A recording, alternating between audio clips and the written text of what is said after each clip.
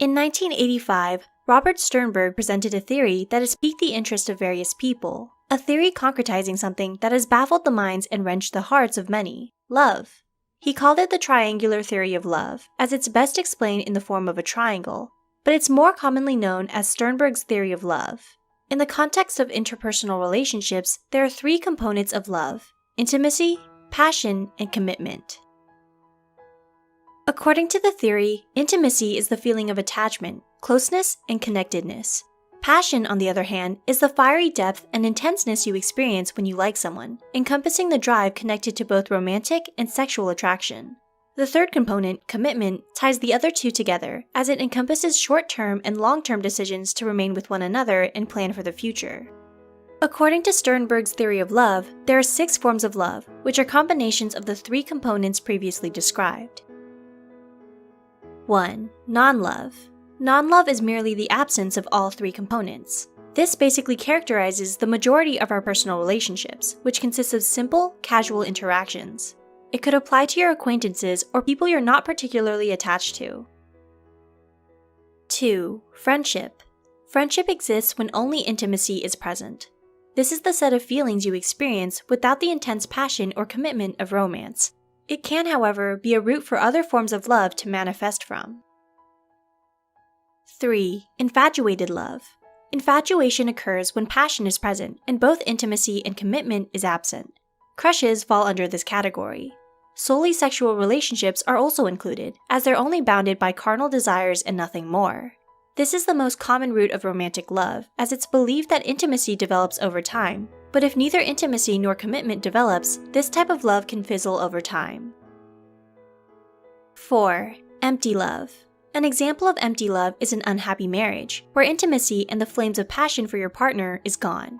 As a strong love deteriorates into empty love, nothing is left but the contract of marriage itself.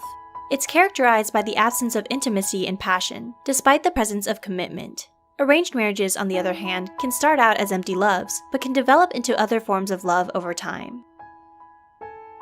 5. Romantic love. Romantic love is a combination of intimacy and passion. Relationships under this category not only involve physical bonds, but emotional bonds as well.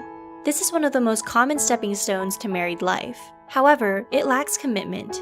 This type of relationship is easier to dissolve, with no legal issues, if you or your partner have had enough of it. 6. Companionate love. Companionate love is characterized by a combination of intimacy and commitment and the absence of passion. It's stronger than friendship love because of the addition of commitment. It's observed in long-term marriages, where you don't necessarily need passion in order to stay in love with your partner, because affection still remains. Companionate love can also be found among family members and close friends who have strong platonic friendships. 7. Fatuous love. A good example of a fatuous love is when Kim Kardashian married Kris Humphries, only to divorce him 72 days later. It's a whirlwind of romance we usually see on television. Fatuous love is the combination of commitment and passion without intimacy. 8. Consummate love. Consummate love sits at the very center of the triangle, as it's said to be the perfect, ideal type of love. All 3 components are present in this type of love, and it's the goal for people in relationships. According to Sternberg, couples experiencing consummate love will continue to be sexually intimate years into the relationship, and they can't imagine themselves being happier with other partners.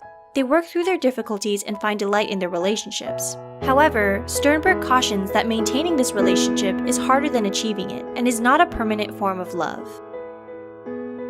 With that, do you agree with the types of love that Sternberg proposes?